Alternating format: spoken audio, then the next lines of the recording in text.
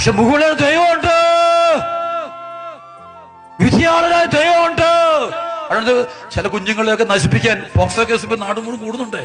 കുഞ്ഞുങ്ങളെയൊക്കെ നശിപ്പിക്കുന്ന ചെറുപ്പക്കാരും മുതിർന്നവരും അപ്പനമ്മമാരും എല്ലാവരും ആണും പെണ്ണും എല്ലാവരും ഓർത്തോണേ.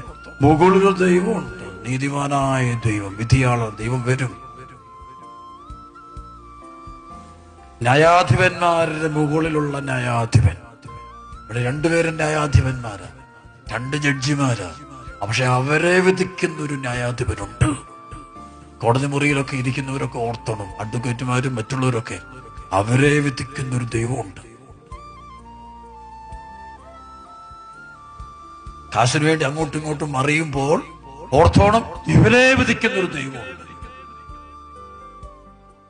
കാശിന് വേണ്ടി എവിടെ ജോലി ചെയ്യുന്നു ഓർത്തോണം, അവനെ വിധിക്കുന്ന ദൈവമുണ്ട്.